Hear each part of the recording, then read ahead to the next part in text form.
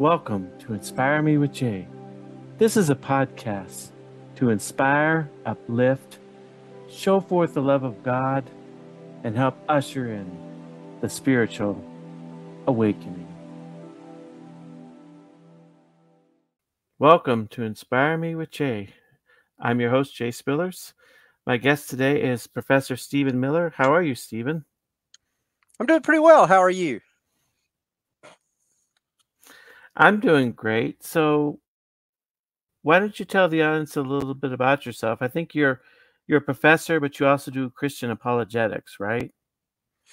Yes, basically, when I was young, I started going through a lot of doubts about God and Jesus and spiritual things. And I was the type of questioner who had to read both sides of everything before I could come to a conclusion. And so that was sort of my academic career. Went through three undergraduate schools, eventually three graduate schools, studying out a lot of issues. And but now I'm teaching at Kennesaw State University. It's the second largest university in Georgia, larger than the University of Georgia, believe it or not. It's a fast growing area, fast growing college. And I teach, although I'm a professor of philosophy, I teach an intro to religion class and a class in death, dying, and afterlife. So really enjoyed it at KSU and love the students there. So how did you get interested in near-death experiences? Because that's what you've been studying recently, haven't you? Or maybe quite a while.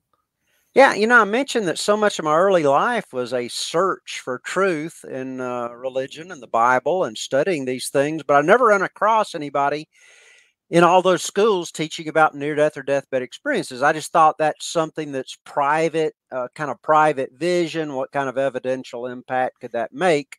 So I never delved into it. But about a decade ago, a relative handed me the little book, Heaven is for Real, wanted me to read it. And I just read it kind of reluctantly, but as a favor. And although there were some elements of potential evidence there, I mean, the little boy saw some things that his parents had never told him that were corroborated on their part. Still, I mean, I don't know the family. I don't know if they're just trying to make money by writing a book. Not a lot there, evidentially, although it was a heartwarming story. But on the back of it, I believe it was Dr. Long who wrote a little endorsement and said this was compatible to the experiences that he's seen in his studies of near-death experiences. And I thought, ooh, somebody's been studying near-death experiences. I better get into this. So I read Moody's original book back from 1975, where he kind of introduced near-death experiences to the world from his study of that. And then I began reading other studies. I didn't want to go on the internet and just look at stuff that was not corroborated, or I didn't even know who the people were. I wanted to see the studies by legitimate researchers and see, are they finding stuff about near-death experiences that actually give evidence for the afterlife? So I studied that for a period of years, wrote a book, my first book on near-death experiences as evidence for the afterlife. And I'm not just out to sell books. If you don't have any money, I'll send you a free PDF of it. But it's written very simply, but I did tons of documentation at the end because I was interested in seeing where the evidence went. And so that's really how I got into the whole study. Was somebody handed me a little book, and I wanted to find out where the evidence lay. Yeah, it seems like there's been a major shift with Christian apologists and the Christian world in general, because I don't know if you read like the preface of my book, Heaven's Truth, but I talked about in 1983, I was 11 years old, and I was 11 years old, and I saw a show called That's Incredible about near-death experiences. And I became a Christian when I was 9, and this was 83, I was 11. I called Dr. Walter Martin on the Bible Answer Man, and he totally poo-pooed the idea of near-death experiences. But then more recently, I've seen like Dr. Gary Habermas and Lee Strobel have spoke very glowingly of NDEs and have started to write about them. So do you think there's been a shift over the past few years, a greater acceptance among Christian apologetics on this issue? I think Christians are divided and don't really know what to think about it. So you have very respectable Christian scholars like Gary Habermas and J.P. Moreland, who have both written on the afterlife and have cited near-death experience research in their giving evidence for dualism, that there's actually a body and a soul that can separate from the body. Yes, Lee Strobel mentioned them positively in one of his books recently, was on board with the research. And then you have popular books like John Burke, who is a pastor, engineer in his background, and he wrote Imagine Heaven, which became a New York Times bestseller. So there's definitely, and even in the history of near-death experience research, Dr. Sabom is one of the early researchers who really became a strong Christian after his research of his own patients. So there's always been some Christians that have been on board. Other prominent Christians have argued against them. I think that what they've done is looked at some popular books by people who are more New Age and talking about their experience. And they said, hey, wait a minute, there's no evidence that what these people are saying is true. We need to be getting our beliefs on eternity and what's going on in heaven from the Bible and not from people's experiences. And looking at the data they're researching, I'd say, well, I agree with you. I don't think we need to be just believing anything we hear. But it seems to me the ones that are so against it that are Christians have not really read the research, or at least they've not referred to any of the research. They've just read some popular books, found problems with them, and warned Christians against it. So I think at this point, you got both sides going on, and it's just kind of an interesting flux right now. Mm-hmm. Well, it seems like you kind of have to read the NDEs in a totality. You wouldn't want to take one near-death experience as gospel, and just run with it, because you look at the totality of what they're saying and where they're going with it. And I think it generally supports the Christian worldview and the Christian faith. Because it's like every time I've seen someone where they ask, about Jesus, it's confirmed that Jesus is the Son of God. It's confirmed that the Bible is inspired of God. I haven't really seen any NDEs where that's contradicted. What do you think in terms of supporting I think the Christian faith? The problem is like anything. Let's say that a scientist is researching the efficacy of Tylenol to help with headaches and pain. If 85% of the people say that they have relief, but 15% of the people don't get relief, you don't dismiss the efficacy of Tylenol. You say there's, some cases it may not work for certain people, or certain people may not be as reliable in their reporting as others, but you get enough people to where you can find the core experience. Now, I think it's the same thing with near-death and deathbed experiences. You have people who you're going to have all kinds of reports out there, especially if you go on the internet and just search YouTube. You're going to find lots of people that are trying to get hits on their YouTube channel, and so they may appeal to certain groups of people like New Age or Eastern religions or something.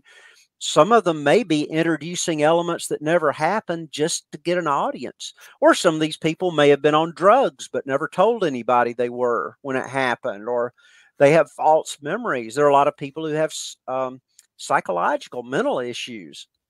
So I think the problem is when people look at these kind of spurious, anomalous experiences and say, oh, look what near-death experiencers are talking about. They're talking about aliens and this and that and Eastern religions. I think they're looking at the anomalous small percentage reports rather than looking at the amazing unity of core elements that the researchers have consistently found over almost 50 years of research. I mean, people come out of their bodies, they talk about, looking back and seeing their body and realizing, oh my goodness, I must have died, going through a tunnel, having a life review, having a discussion with God or angels or someone about coming back. Maybe about 20% or so will talk about speaking to Jesus. So I think it's very compatible with Christianity. When people start talking about many things that are not as compatible with Christianity, I think they're getting into things that are no longer the core experience. But it sounds very impressive if you pull a lot of anomalous experiences together and say, oh, look, this is what near-death experiences are teaching. Well, one thing too is you have to listen to what the person's saying, because you can have someone that's a near-death experiencer and they'll be telling you they believe this, they believe that, and you have to look very carefully. Did they have that in their experience, or are they just talking about what they happen to believe on something? Because not everything that they believe necessarily came from their experience. Now, I think that's a very astute point. We need to observe things carefully. And in fact, I was looking at the Apostle Paul in the first chapter of Philippians, and he was praying for the Philippians that they would, that their love would abound in. I'm trying to memorize it. I've got it in front of me here. That your love may abound more and more in knowledge and depth of insight, so that you may be able to discern what is best and be pure and blameless until the day of Christ.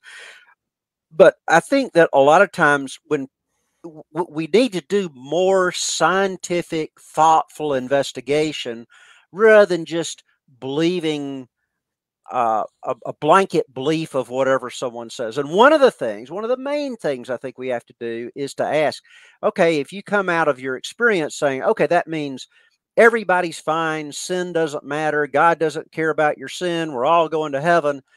Okay, you need to ask the question, okay, is that what somebody told you on the other side? Is that what God told you? Or are you assuming that since you had a good experience and God wasn't yelling at you up there, you're saying, oh, you're assuming you all of a sudden know all about heaven and what's going to happen to everybody. Maybe this person has never even looked into distressing near-death experiences or thought deeply about it themselves. So we have to talk to people. Some people you'll find out actually have mental illness and were having experiences kind of like this all the time, not just at a point of death, but they're keeping records of things God's telling them every day. And then you find out, oh, this person's on medication for psychological issues. Again, I think that's why I like to stay with the great researchers like Sabom, Van Lommel, Bruce Grayson, others who've over a lifetime spent studying these things, because they up front will try to weed out the ones that the hospital records said were on drugs, or that they may have mental issues, or that it's a person that's writing a book on their own experience who may have a motivation for exaggeration or putting in some false details.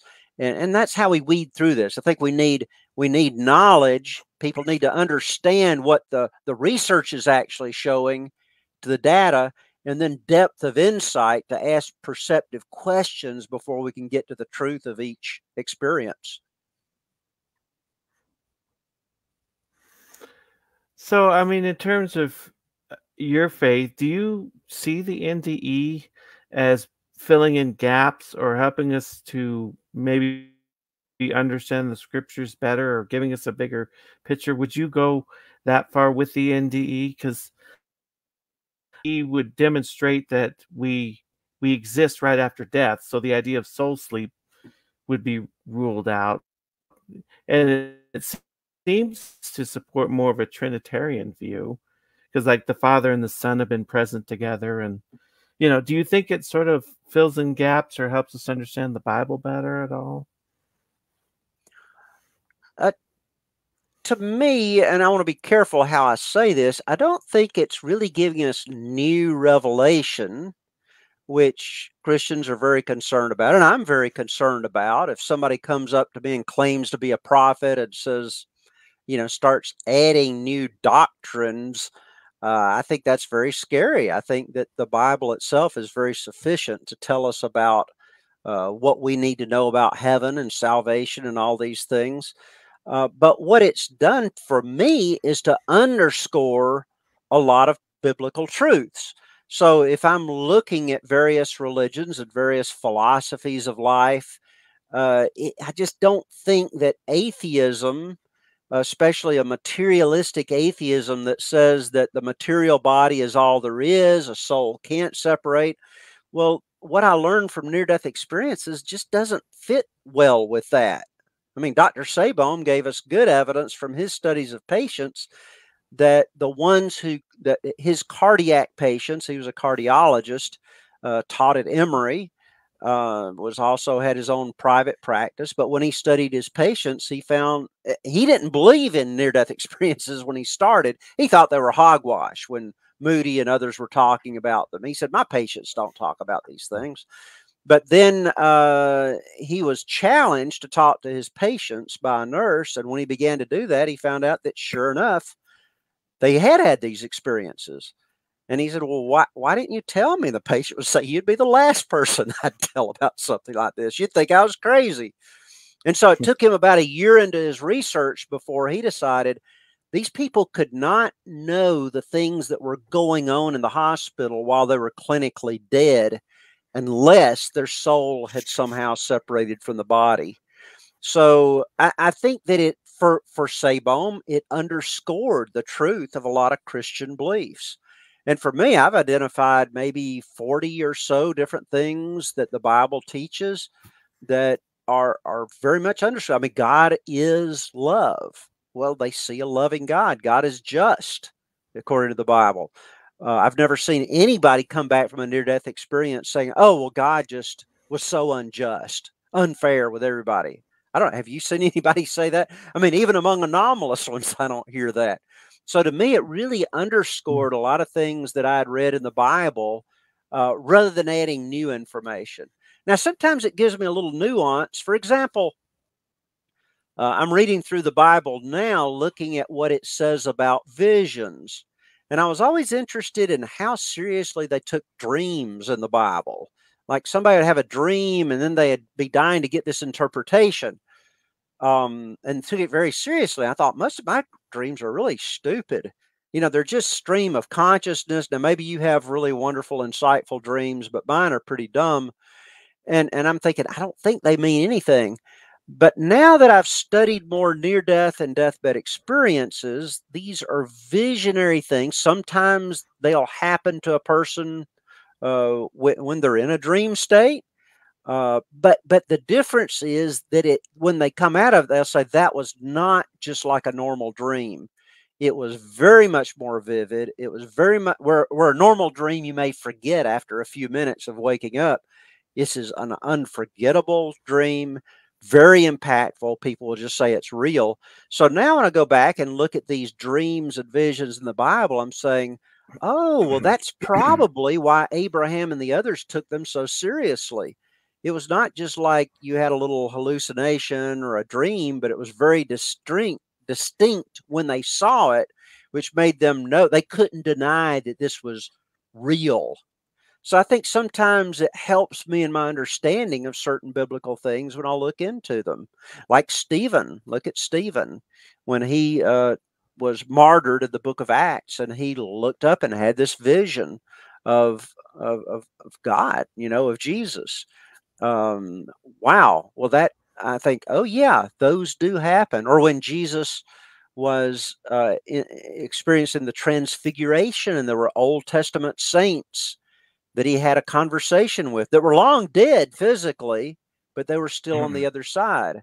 And I can say, oh, okay, so I can understand how people can have visions in a near-death experience where they see deceased relatives.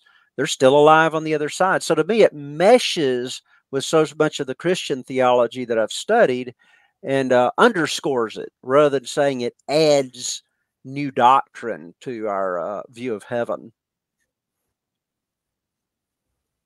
Well, yeah, and I was wondering too, like, do you think the Apostle Paul had a near-death experience?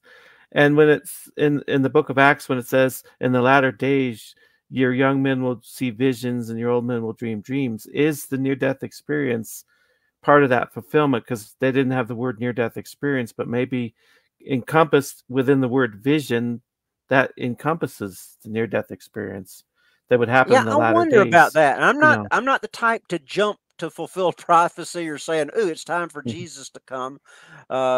People were saying that in the 70s and writing books on it when I was growing up as a young believer, and I think a lot of things were kind of way out in their predictions. So I kind of hesitant. Maybe I've been burned in the past, but I do believe there's a possibility that this is indeed what we're saying, and we ought to consider that.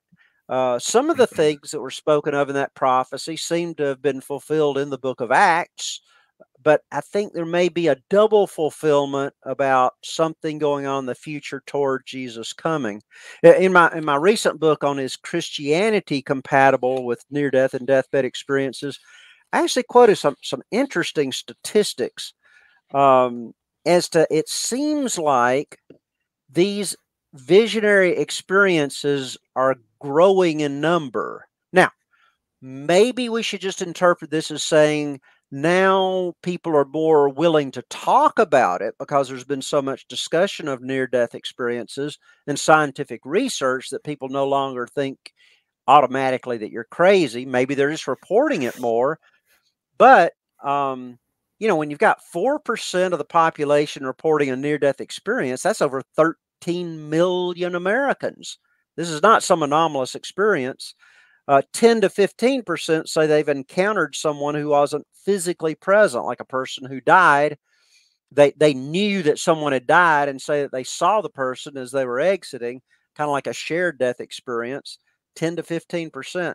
20% or more North Americans report an experience with evil entities. 23% of Americans report hearing a voice or seeing a vision in response to prayer. That's over 76 million Americans. And I keep growing and growing. 36% say they've had a powerful religious experience that was unforgettable. 43% report unusual or inexplicable spiritual experiences. But it's not just that they're reporting this large number that I think in the 1900s we were so enthralled with naturalism and psychological explanations for things that we just weren't willing to talk about them. But one study was started in 1960s, and they repeated it about every 10 years. They were asked if you've had a religious or mystical experience. This was Americans. 1962, 22% said they had had a religious or mystical experience. 1976, 31%. 1994, 33%. 2006, 47%. 2009, 49%. So either people are more aware of these and willing to share, or they're happening more often than they used to. At least we can say we're aware of it more. And when people in a New York hospice, physicians studied patients who were terminally ill and actually asked them each day what they were experiencing. Over 80% of them claimed to have been having deathbed visions, like visiting with deceased relatives or angels. They were in transition. So this is a huge number of people. Maybe we'll all have some type of visionary experience by the time we die, even if it's on our deathbed. Well, I think part of the reason too is that since the 1970s, resuscitation techniques are better. So there was NDEs in the past, but a lot of the NDEs that we have today, without the resuscitation techniques, would have just completely died. That's true. That's true. Yes, it was like 1950s, 1960s when they were developing these techniques. And so more people have returned from clinical death, cessation of breathing, cessation of heartbeat, and then they come back to tell their story. And maybe we have more because of things like that, because of improved medicine. Well, do you think Paul had a near-death experience when he talked about seeing a man who, whether in the body or out of the body, went to the third heaven and so forth? Do you think that was a near-death experience? Well, that was in 2 Corinthians 12. And there may have actually been two experiences, some commentators think, because he uses the same phrase over several times. He says, let me see if I can grab it here. 2 Corinthians 12. He's talking about this in relation to kind of proving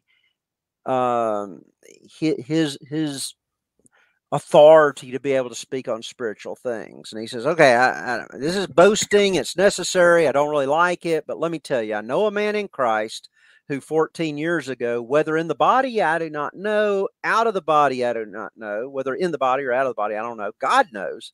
Such a man was caught up to the third heaven. Okay, now, maybe this was just a visionary experience, but Paul was several times close to death, we see in the book of Acts.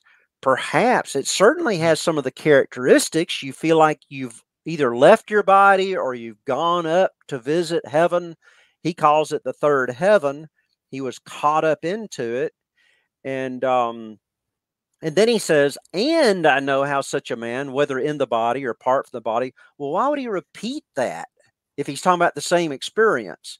Well, some would say, I think he's talking about a second experience here, whether in the body or out of the body, I do not know. God knows. He was caught up into paradise and heard inexpressible words. Wow. Okay, inexpressible words. That's something we often hear about near-death experiences. They'll say it's ineffable. That's one of the core characteristics that Moody isolated, that people were, they would say, okay, it was kind of like there were all these different colors, or I was going through, I guess you could call it a tunnel, but it really wasn't like a tunnel. It was just sort of like a tunnel. And then there was this light, but it wasn't like any light I've seen here. It was a light that seemed to exude love, or was a type of light like I've never seen. So this struggle to put into human terms something that's really outside of their earthly experience, like we call ineffability. The Apostle Paul said, and heard inexpressible words. So I think it definitely has some characteristics of a near-death experience, may have been a near-death experience, but these are certainly under a broader category of visions, which are all through the Bible, right? I mean, you look at John in Revelation, and he says at one point, he said he was in the Spirit of the Lord's day, and then he was called up into heaven. Come up here, they said. Well, that sounds kind of like what is experienced in a near-death experience, although I don't think he was near death, so you wouldn't necessarily put that same category, but certainly a visionary experience of heaven. And Ezekiel, we see him struggling with language as well. He would say it was like this, or the beast he saw was like this, rather than saying, oh, it was a lion. He'd say, oh, it was like this. Ineffability. So I think those are similar, and we see them in several experiences. Would you use the NDE? Like if you had a Christian that came to you and he said, I'm having doubts in my faith, I don't know if God's real, or would you use this for like a non-believer who's wondering if there's a God as an apologetic? Because obviously you have things like, evidence for the resurrection and the kind of apologetics that someone like Josh McDowell would put together. Mm-hmm. But would you use the NDE as well? I definitely would. And in fact, I wrote a little book about different lines of evidence for the existence of God, and I call it Faith That's Not Blind. And it's just a little book, and I would just give 3 pages or so of evidence of a certain line of argument, like the cosmological argument, first cause argument, the argument for morality, the objective morality, or arguments for miracles. But within that, I also put an argument from near-death experiences and another chapter on deathbed experiences. Now, I have, like last semester, I had 135 students. So I have them read the book in my Intro to Religion class. This is non-believers, believers, atheists, Christians, Mormons, people from all kinds of faiths. But I asked them to take each of the 17 lines of argument and rate them on a scale of 0 to 10 as to how compelling they think the argument is for them personally. So, you know, they may, but what I find is that different arguments appeal to different people. Some will look at arguments like the Big Bang evidence that basically there was a beginning to space and time and beginning to the universe.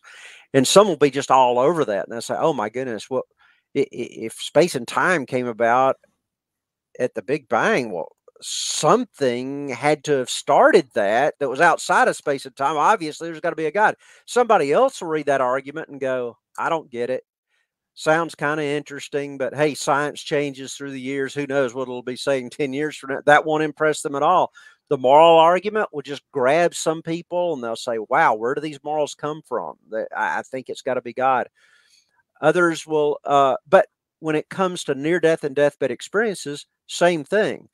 But when I looked and tabulated what are the arguments that tend to be the most compelling, there was no argument that was a dud for everybody. Somebody thought each of them was very strong, gave it a 10. Talking about all the arguments. But near-death and deathbed experiences were two of the arguments that tended to come out on the top. You know, the top 5 arguments, or for many students, it was the top argument. So it is very compelling. And I can tell you this, sometimes students will write in why they thought an argument was compelling. Like if I talked about answered prayer, they might say, well, you know, I had a dramatic answer to prayer that I can't get around. Or if they're talking about near death or deathbed experiences, they may say, wow, when my granddad was dying, or he was in the hospital, and he gathered us all around and said, in 14 days, I'm going to die. And this is what I want you to know. And sure enough, boom, in 14 days, I may have the number of days wrong. But the students would say, I had this experience. And if they had an experience with near-death experiences or deathbed experiences in their family, that would be the reason that for some of them it's compelling. Others just think the argument works for them. So why not use that in an apologetic system? I think it's very powerful. And I have one friend I talked to a lot who was an atheist, but it was near-death research that brought him over to being a theist. So I know it can be compelling to many people. And of course, people that have the experience, if you're an atheist, I'd say the great majority of those all of a sudden believe that there is a God and that there is an afterlife after their own experience. It's certainly compelling to them. Have you ever wondered whether the Bible was compatible with a near-death experience? In my book, Heaven's Truth, the parallels between the Bible and the near-death experience, your faith will be strengthened while you support this channel. In Heaven's Truth, you will learn about near-death experiences and other similar experiences in the Bible. Support for the Bible contained in NDEs, a central theme that runs through both the Bible and NDEs, how the NDE brings the Bible to life for these modern times, evidence for both the Bible and the NDE, and much more. Great book. Spillers does an excellent job weaving the relationship between NDEs and the scriptures. 5 stars on Amazon, available on Amazon. Well, I think it seems like the NDE is more tangible, like because you can read or see an actual person in your lifetime that had this experience versus like making an argument from cosmology or from the teleological. It seems more academic and removed for the existence of God. And that's another thing about near-death and deathbed experiences, is that they are so common that most people are just simply not going to read these big, thick books like Sabom's book about his research, or Van Lommel's. I hope people read them if they're really into this, because that's where we get the strongest evidence, I believe. But most people it just bores them. You know, they want to read experiences and watch experiences on YouTube. They don't want to read all this deep stuff. But the fact that they are so common means that we can find them within our own trusted circles of trust, within our family and friends. So when I was researching near-death experiences, I had a cousin drop by our house to visit. My mom was there. My mom lived next door. We were helping with family at the time. And she said, "Tell Bucky, who is my cousin, tell him what you're studying." I said, "I'm studying near-death experiences." He said, "Oh, I've had 3 of those." I said, "What?" Well, it turned out 2 of them were really, I think, visitations of angels that had happened. He was driving very fast and along a road in middle Georgia where they're just long, straight roads. And he would build dragsters, so he really loved speed. But he was going very fast, and something in the back seat, nobody was with him, said, "Slow down." And he just kind of looked behind, and he thought, that couldn't have been real. And then I pinched him on the back of the neck and said, "Slow down." He slowed down, and as he crested the hill, he saw there was a semi truck coming toward him, and a food truck that was off to the side of the road in front of him. Had he not slowed down, he almost certainly would have had to run out into the woods and crashed. That was his kind of vision. Maybe it was an angel, who knows? But then he said, he said, one night, middle of the night, I think it was 3 o'clock in the morning, he said, suddenly I felt a huge weight on my chest, like something, like something was sitting on my chest, like a heart attack, okay, like people describe. I came out of my body, saw some heavenly beings, saw a light in the corner of the room. I think he felt an overwhelming peace. And then he said, I went back into my body, woke up in a cold sweat. This was not a dream like he'd ever had before. Okay. This was something special, obviously, from the start. Immediately, the phone rang. It was a nurse at a hospital hours away saying that his dad had just died of a massive heart attack. Now, that's a shared death experience. Now, his father, he didn't know his father was having medical issues, didn't know he had had a heart attack, didn't know he had gone into the hospital. How would he have known this? How do you explain the very precise timing? Now, the thing about Bucky is I respect him. I've been at family gatherings with him. He taught history all of his life. He had a master's degree in history. Very, very intelligent guy. He's not a teller of tall tales.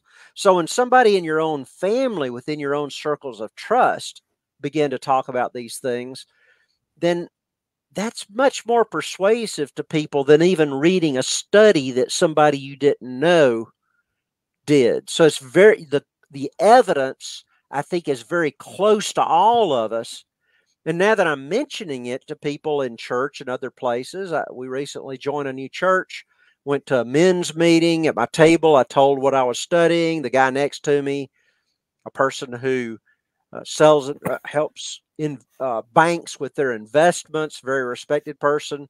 He said, "Oh, those things are real." And he began to tell me about his near-death experience when he had come close to death with a sepsis situation where he almost died. Jesus came to him and he said it was real. And I'm sitting next to this guy who's a perfectly sane person who I have huge respect for. I can ask around to others about his sanity. I asked his wife, "Did this really happen?" She said, "Oh, I remember, he talked about it afterward. He wanted me to get the pastor, to talk about it." So you can corroborate these things. So I think you can get it so close if you begin talking to family and friends, and even in academia, people I didn't think were interested about God at all will come up to me after I talk on something, and they'll say, let me tell you about my experience. They'll usually pull me outside of the room and say, hey, let me talk to you about my experience. They're all around us, which makes it a different kind of especially compelling evidence when you hear it from someone you trust. Yeah, and there is evidence of, like people see what's going on inside a room, like an operating room, or they see what's going on in other parts of the hospital or even miles away, what people are saying, what they're wearing. They can see what they're reading or signs and different things, and then it's confirmed later. That seems to be one of the strongest evidences for the NDE, as far as I can see. I'd say that's one of, and I have in my book on near-death experiences, I list 12 lines of evidence that I think are better explained by the afterlife hypothesis than the dying brain hypothesis. But that's one of the strong lines of evidence that something spiritual is going on here. That's what impressed Dr. Sabom, as replicated by Dr. Van Lommel, Penny Sartori, others that did really good studies, that you could actually corroborate and verify a lot of the things that these people saw when they shouldn't have been able to have consciousness or lay down memories. How did they know these things? Now, in the book After, which came out recently by Bruce Grayson, he studied these all of his life, but early in his career as a psychiatrist, someone had come near death and had an experience and knew some things about Dr. Grayson that the person could not have seen in their condition. And it scared him so much. He was not open to this, really. He didn't even tell his wife about it, much less his colleagues or anybody at the hospital, because he was afraid they'd think he was crazy. But he had a spot on. He had gone to eat, had gotten I think some spaghetti or something on him, couldn't get it off, and so he put something over that when he went to talk to the person. And the person later, when they came to, mentioned something about the spot on his clothes, and he thought, how he couldn't have known that. And that's what got him started. In fact, he was up at the University of Michigan, I believe, teaching at the time. That's what got him started studying these things. They didn't want that kind of research up there. They just wanted other kind of stuff that was more hands-on. So he went to the University of Maryland. He ended up at the University of Virginia, where they would allow him to study these things. But yes, those things are powerful. There's actually, there was a conference Sam Parnia was moderating. Have you seen this one? Sam Parnia was moderating a panel. It was the New York Academy of Sciences, and they were studying death and resuscitation. So they had a panel of people there, like a psychiatrist and someone who is an expert. Dr. Ofterhide was an expert at resuscitation. And they asked Dr. Ofterhide if he had seen any interesting experiences at the time of death. And he said, well, early in my career, and you can go on YouTube and find this thing. It's still housed with the New York Academy of Sciences, where they had this conference. Just go about halfway through the video where he's doing the panel. But he said, I was just starting my career. I guess you'd consider him an intern or something. And he was supposed to have someone who was accompanying him that first day through the hospital. But the senior physician said, I'm really tired. I'm just going to go lay down for a while, and I'll let you take charge. Let me know if you need me. Well, someone had a cardiac arrest, as Murphy's Law would have it, there on that day. All the things went off. They resuscitated the person, but after they would resuscitate him, his heart would stop again. They'd have to resuscitate him. His heart would stop again. Finally, all the medics and people left said, hey, you know how to do this. Just keep doing it. I mean, they thought the guy was toast. He wasn't going to recover. He ended up recovering. Months later, Dr. Ofterhide was coming through the room to dismiss him. And the guy said, you know, I need to tell you something that happened. He said, you are as close, I'm as close to you as any of the other physicians. But while I was experiencing cardiac arrest and I was out of it, I was actually outside of my body observing. He said, number one, while I was out of it, I remember you ate my supper because you thought, well, he ain't going to eat it. Well, that seemed kind of rude. Secondly, he said, outside of my room, there was a conversation where you talked to my, I believe, wife and children about my situation. And he said, frankly, you were not very optimistic. I didn't appreciate that. And he said, thirdly, you were sitting there thinking, feeling sorry for yourself because your supervisor didn't stay with you during the night. I'm over here in clinical death, and you're sitting there feeling sorry for yourself. Now, Dr. Ofterhide said, when I reflected on that, I thought, okay, now maybe somebody could have told him later about the conversation that was outside. Maybe somebody could have told him about some of the other things that were going on, or me eating his supper. But how did he know what I was thinking? He said, I didn't tell anybody that. And that gave him a respect for the near-death experience. So these experiences that doctors, I mean, these are brilliant scientists who are teaching in our academic universities, teaching academic medicine there. This is not something coming out of seminaries where people, pastors and trainers of pastors might be trying to prove the existence of God in the afterlife. This is coming from some of our top universities, and I think it gives strong evidences that these people actually came out of their bodies and saw things that they couldn't have otherwise seen. Don't you think so? From your investigations, you've studied these as well. Oh, and, yeah.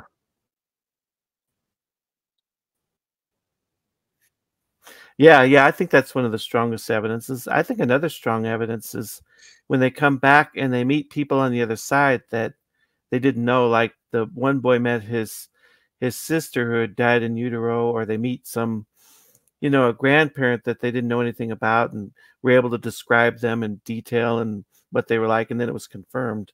Is that, what are some of the other lines that you saw that convinced you? Please like, subscribe to this channel, and share everywhere. Thank you. Well, I can just say that that is a big one. They call that a Pekindarian experience. But back in the late 1800s, early 1900s, a person who was a very well-respected physicist during the time, William Barrett, he wrote a book eventually on it called Deathbed Visions, and wrote several other books on the same experience. But his wife came in one day. So he was a physicist teaching at one of the well-respected European schools. His wife was a physician, and she came in and told him about a woman who was dying in childbirth. And she began to talk about, she was just seeing amazing things. I mean, when she should have been just crying and wailing because of the pain, she was talking about seeing wonderful things, wonderful beings, wonderful sights on the other side. And then she said she saw her dad and began speaking to her deceased dad. And then she said, oh, Vida's with him. And Vida was a relative of hers that she was surprised to see because Vida was alive on this side, she thought. Actually, during the time she was giving birth, her family did not let her know about Vida because they didn't want to shock her, but she had indeed passed away. How would she have known that Vida had died without someone telling her? So this is an experience that,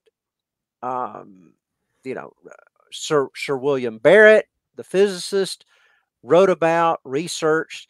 There was some big studies have been done on this, crisis apparitions, where a person actually sees someone, a person perfectly healthy, not dying, sees someone like they're saying goodbye, but they're not physically present in the room.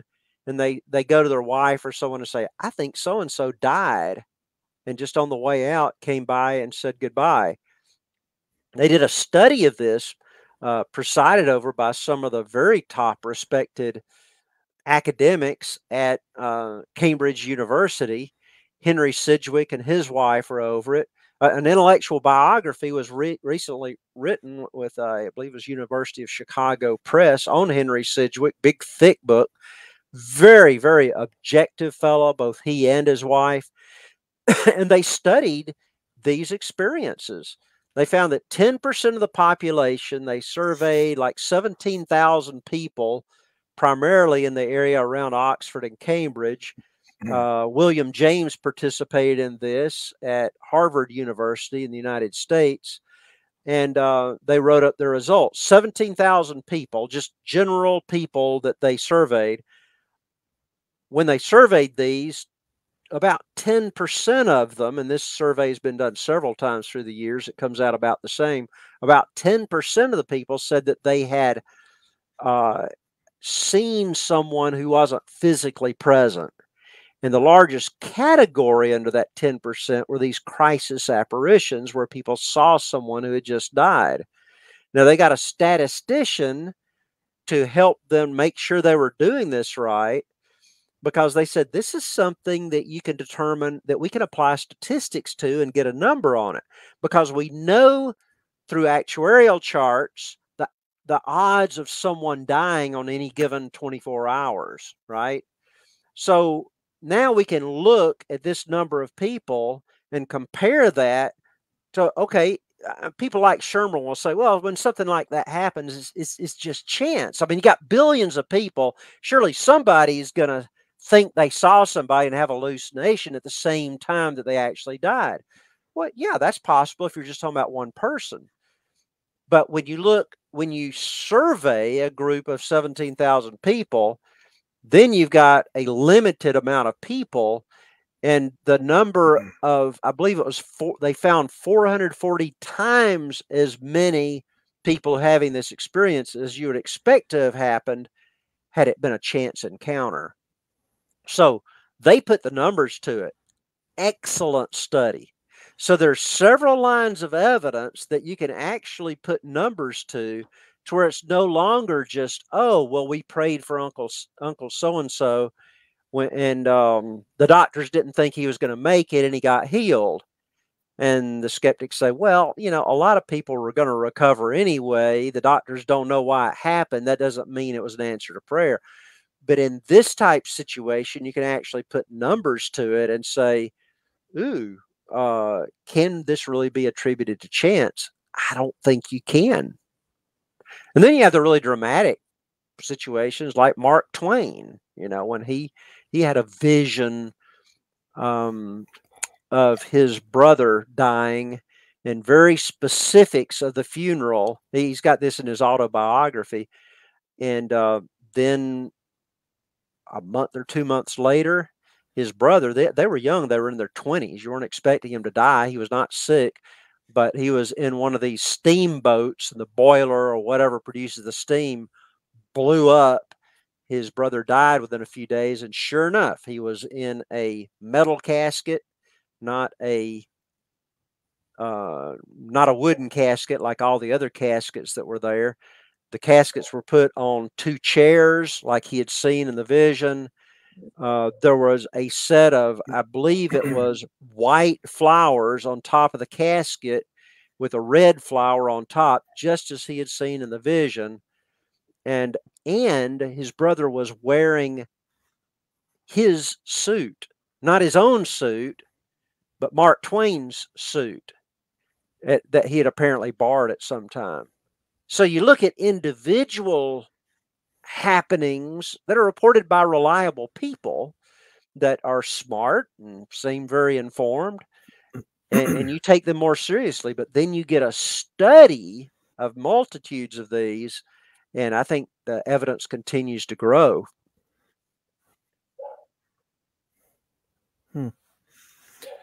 So you think, like, when people die, and because sometimes whether people are Christian or not, or have no beliefs at all, a lot of them will have positive near-death experiences. Do you think Mhm. it's possible that when they're going towards the light, they're actually having a born again experience at that moment? That they may be being born again when that's happening? Yeah, the Bible says that God is patient with us. He doesn't want anyone to perish. Who wants everyone to come to the knowledge of repentance. And I do believe that a good God, a just God would say, if let's say you've got someone who had a very bad experience with religious things or was really hurt because God let their sister die early in life and they've always blamed God for it. And or you've got somebody who never had a chance to hear the gospel clearly presented. I just have to wonder if sometimes at the end of life, God may just kind of complete the information that they need in order to know that they need to trust God for their own salvation. So you may have somebody who's never shown an interest seemingly in spiritual things, or their interest was way off base in some cultic belief. And I think it's perfectly consistent with a Christian God to say that he might help them at the end to complete, if they're willing. Now, he's not going to force himself, I don't believe, on anybody, but I think he may complete what was missing in their lifetime to give them an opportunity, even at the end, because he's patient. The kindness of God leads us to repentance, according to Romans 2. I don't know why people think it's so odd that you'd have a wicked person have a near death experience and they think that he ought to experience hell on the other side. Well, some do, and then they need to be shaken up. But when Jesus was called a friend of sinners, and he was, I believe, the incarnation of God, he was known as a friend of sinners. He wasn't just yelling at people all the time or judging them or poking them because of their sins. He showed love. So I think God's master plan, his end game, is to get people in heaven who actually love him because of who he is. So doesn't it make sense that if you've got a person who's not gotten totally right with God yet, maybe far from him, but in the most desperate time of their life when they're having a heart attack and recovering, that they would report, wow, I saw God and he was a loving God and he was kind.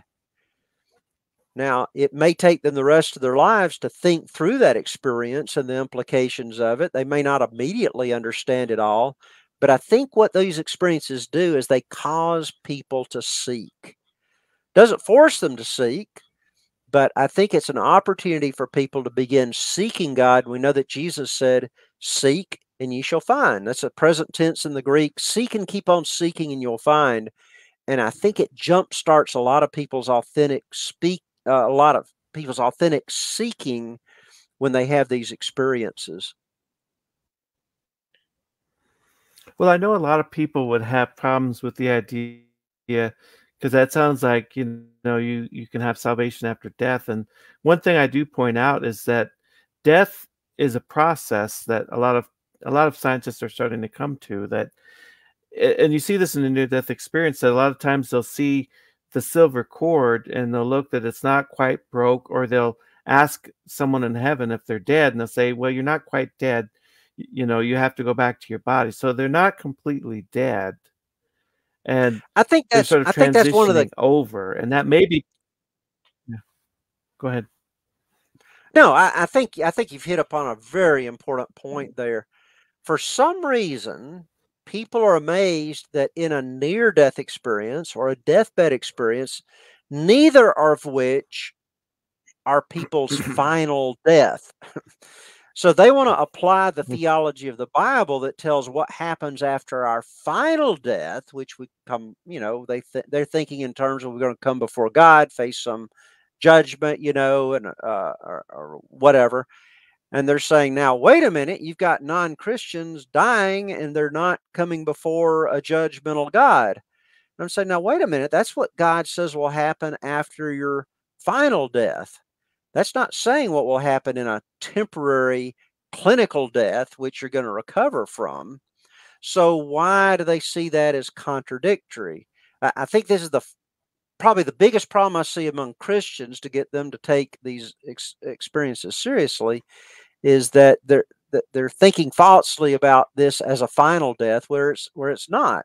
Even a deathbed experience, that's before the person finally dies. And I think God is patient. He's still working on hearts at that time, even toward the end. Well, is there a connection between the life review and the judgment of Scripture? Because the life review, you have a judgment, you have an assessment of your life where everything's going on. And I think that's one thing about sin, is that it doesn't seem to sugarcoat sin, because you see and experience all the harm that you caused others. So I'm kind of wondering, is that sort of like the judgment? Because some people may have the life review, and it's sort of like that scripture that says they're saved as by fire, that they have to go through this painful life review or judgment, but they're going to ultimately be saved. Whereas I don't know, because I've seen some reports where it talks about, like, if you repent of sins on earth, when you get to your life review, either you won't see those events, or they won't have the pain, emotional trauma and pain attached to them. Do you know what I'm saying? Yes, and I'm unfamiliar with any research done on that. You may know of some that I don't know, regarding people who have repented in the past. What do their life reviews look like as opposed to other people? I think a lot of Christians think that they've repented of certain things, but a lot of them can really hold back on forgiving people, for example, and hold things against people. I mean, otherwise godly people that really have not, they think that they've repented, but they really haven't of certain things. They're willing to hold on to grudges and other things that Jesus spoke strongly against. So I would assume that most of us, if we were to have a life review, we would see some positive and some negative things that we've got work to do on our character. But I wouldn't identify the life review with the judgment. I mean, I just think those are two different things. I think a life review and a near-death experience, that's a halftime event. That's not the end of the fourth quarter. So I think what God's doing there is revealing to a person what their life is like.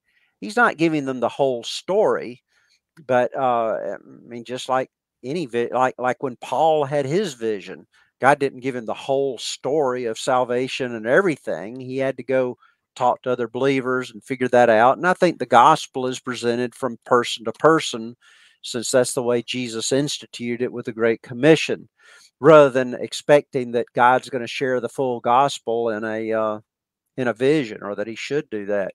So I think it's an opportunity for a person to look at their life, realize where they've fallen short. And some do feel judged by God or by angels, or angels will be looking at the life as you're going through it and just experiencing dismay at some of the decisions you made.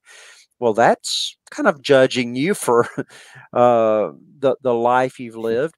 But I think what I see in life reviews is, on the other side, the limitations of our brain seem to be washed away, and we see things the way they are. So rather than sugarcoating our actions like we like to do, it's revealed to us not only what we did in the past that we tried to cover up, but how it impacted other people, how much it hurt someone, the things that I said or did. Now, if you've got a child who is very sensitive, and you point out to them something that they did that really hurt somebody, they may go in the corner and cry. Now, there's no need for me to punish them at that point or to yell at them.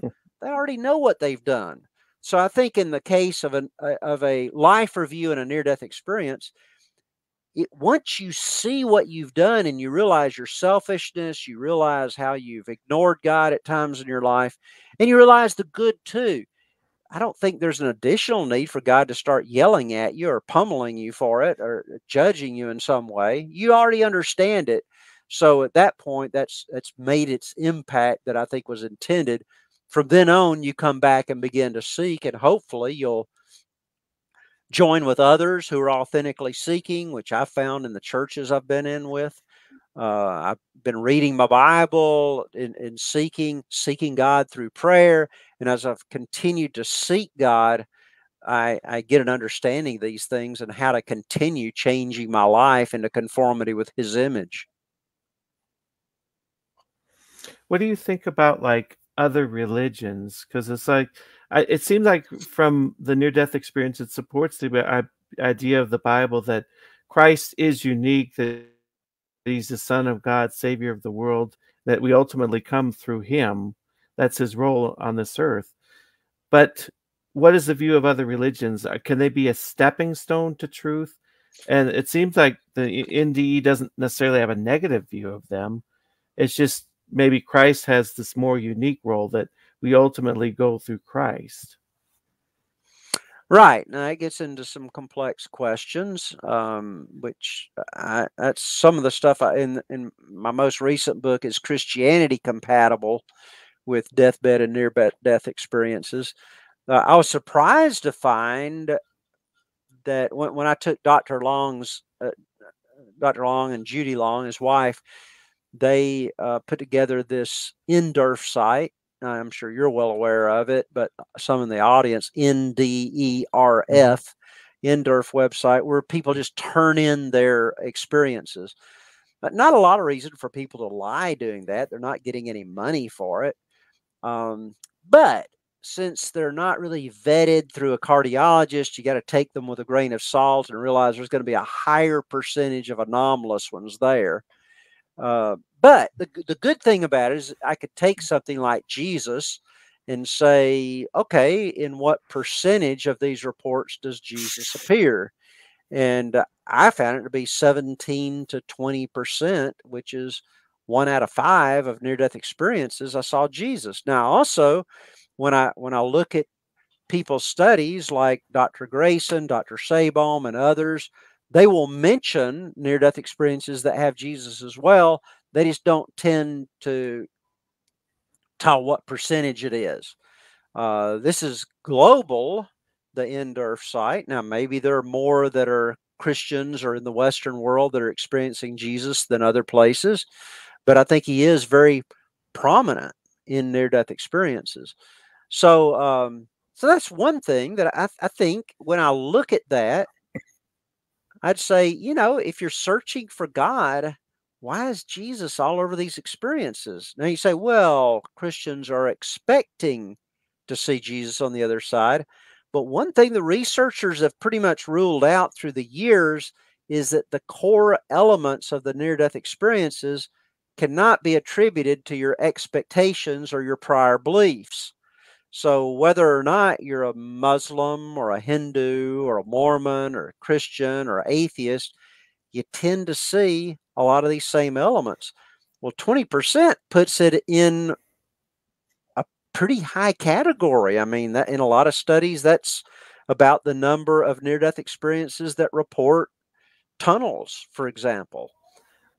So if I were a seeker, I'd say, and I'm thinking, okay, well, I believe there's a God.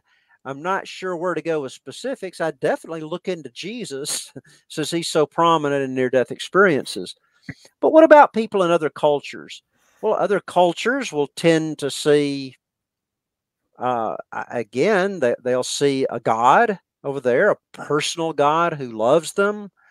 They will see, oh, my sins matter. There is life after, there is an afterlife. There are people on the other side who are long deceased. Now, when I look at that, I know people don't. Some people think it's inappropriate. They think it's mean to talk about whether one religion is more true than another. But any of us who are concerned about spiritual things, we realize that some cults are dangerous, and we need to search for truth. And so I would say that there are certain streams of Christianity that don't seem very consistent with near-death experiences, because certain streams of Christianity will say, well, there aren't any more miracles or visions. They were just for biblical times. So there are certain streams of Christianity that I would say, are not very consistent. A liberal view, very liberal view, like Rudolph Bultmann or some of these, I don't think they're very consistent with near-death experiences, because they tend to dismiss the supernatural altogether, whereas a near-death experience seeks that. Now, I could do the same thing by looking at other religions. In Islam, there's some strong teachings there that death is a very painful experience for everyone, particularly for those who don't believe that Muhammad was the final ultimate prophet, that death's going to be a horrible thing for you. I mean, the process of dying. But then you look at deathbed experiences and you see a lot of people who believe in the Trinity, who believe in Jesus, which is anathema according to Muslim traditions and the Quran, and yet they seem to be experiencing a blissful death. Now, I'm not saying that every person who's a Christian is going to have a blissful death. I'm just saying that God does give many people this experience. That doesn't seem to be consistent with the strains of Islam that say that you're going to have a terrible experience. There's a lot of Eastern religions that say immediately when you die. Now, not all believe this. Some believe it will be later.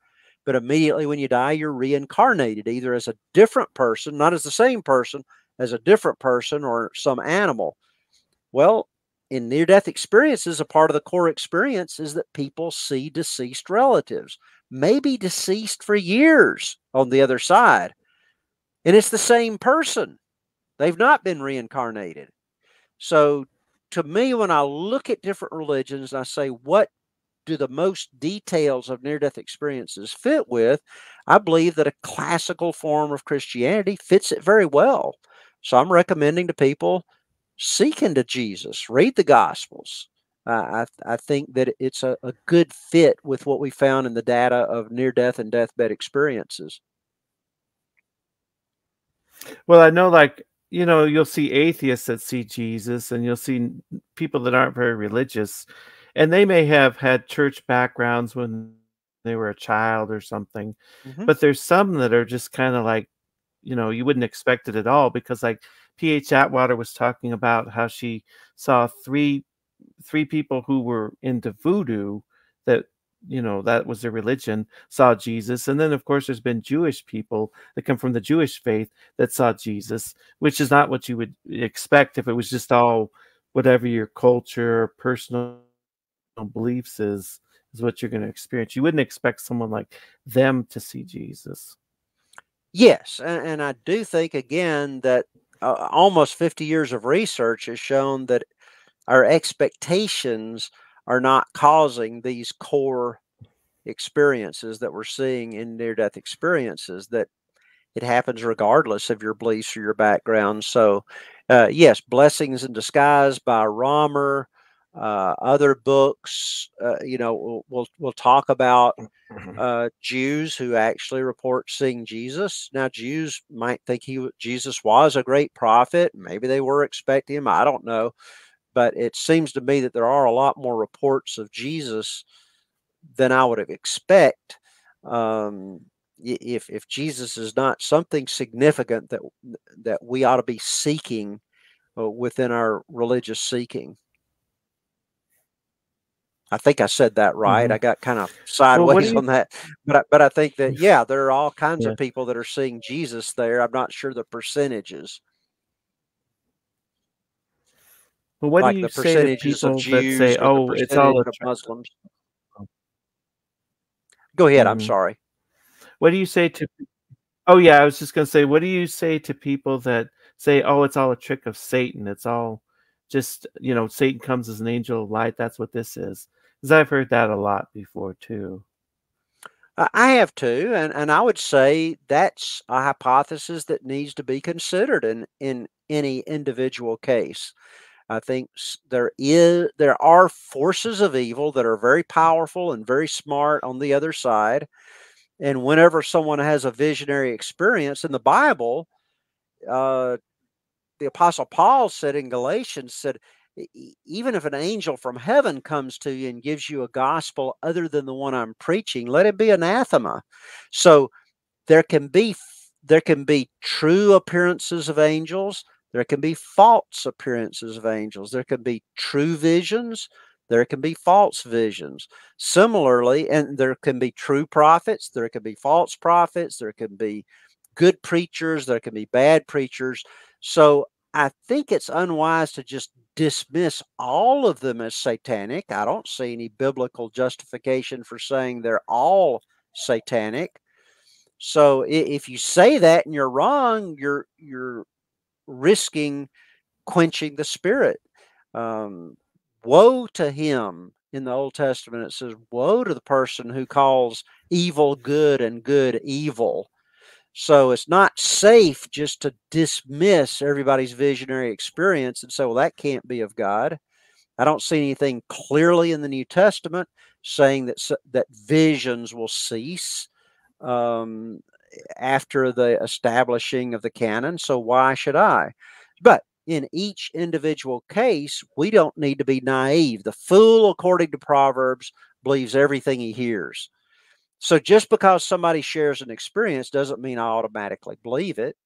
I want to think about that experience. Some may be of the devil. In some distressing experiences, which are again up to 20% or so of the near-death experiences. If you read people like Bush and Romer talking about deathbed or distressing hellish experiences, in some of those experiences, people will see demons who are telling them, laughing and saying, you know, there is no God. Your whole life on earth, your family, none of it was real. And they'll just be lying to them. So you don't believe everything somebody sees on the other side. Some of them may be demonic in nature. And I think that's where we have to use discernment. We ask things like, okay, was the content of it consistent with what God has said in the past? He's not going to contradict himself. And we need to pray through, you know, what I don't get Satan's strategy here. If somebody says, well, this is all Satan. Well, what about some of our great saints and great Christians of the past that passed away and had great experiences with God? Are you saying that, did Satan say, I'm going to give this Christian a wonderful experience with God in their death and let their family see it?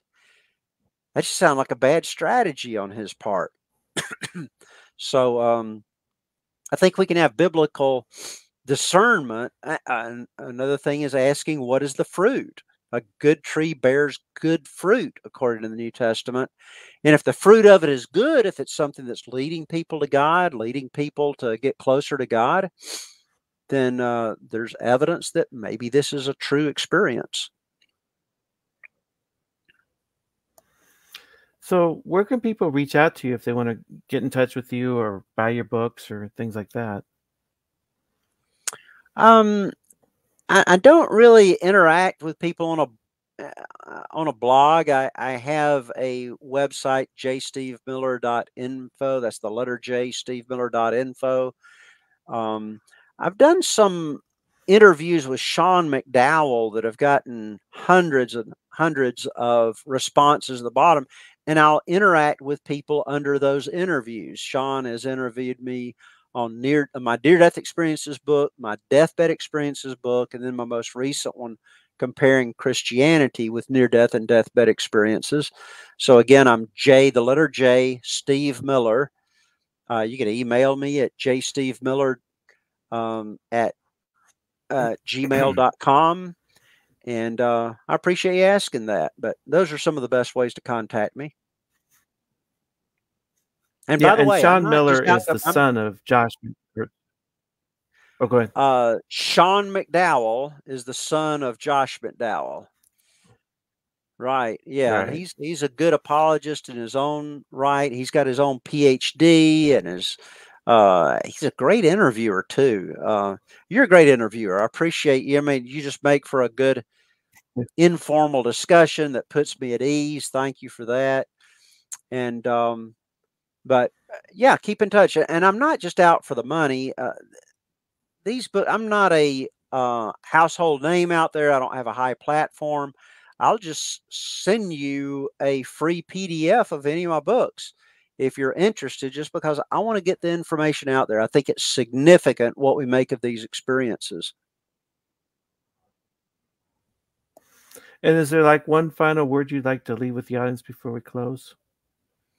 You know, God is worth it. God is worth serving. I went through the death of my first wife from cancer back when we were on the mission field. She was diagnosed with cancer. Bad things happen to good people trying to do the right thing. And some people really suspect that God is not loving, that he's not just. But the overwhelming outcome of both the Bible saying that God is love, saying that God became a man in Jesus and showed us what he is like. And Jesus taught the most important things are love. God is love. And I've never seen someone come back with a near-death experience saying, oh, God's a big meanie, he's unjust. He is worth it. He's transformed my life. He's put meaning into so many aspects of my life, made life worth the living, helped me through the death of my first wife, leaving me with 4 little boys to raise. God wants to be there for you. I'm convinced he loves you. And that's the ultimate. Seek him. Wise men still seek him. Well, thanks for coming on today. It was a pleasure to have you. Thanks for having me, Jay. Just enjoy this time with you. Thanks for the privilege of talking to you. And hey, maybe we can talk again. Are you looking for a devotional that will radically transform your walk with Christ and revolutionize the world at the same time? Check out my latest book, Walk as Children of the Light. This book focuses on everything you need to be fully equipped and discipled in Christ: prayer, meditation, scripture, love, gratitude, and much, much more. Available on Amazon, 5-star rating.